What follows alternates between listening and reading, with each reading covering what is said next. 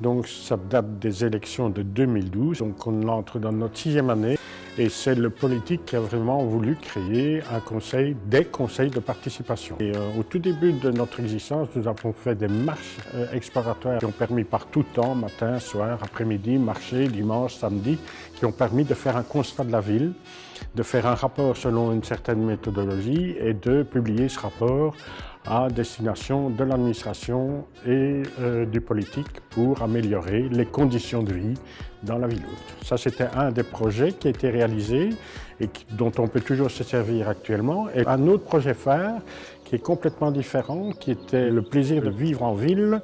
C'était une fête interculturelle qu'on a appelée Charleroi Village du Monde, qui réunissait pas mal de communautés qui peuplent Charleroi, qui se trouvent dans Charleroi et qui ont, lors d'un dimanche, du 4e dimanche de septembre, dans le parc Reina Street, ici dans le centre de Charleroi, animé le parc avec des danses, avec des chants, avec des coutumes locales.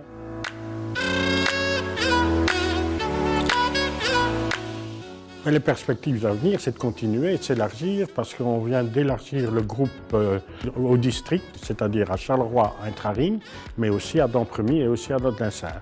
Donc on a fait grandir le groupe, on l'a élargi au niveau de la superficie d'action, ce qui permettra de créer des projets en relation avec tous les âges, toutes les catégories qui couvrent le district.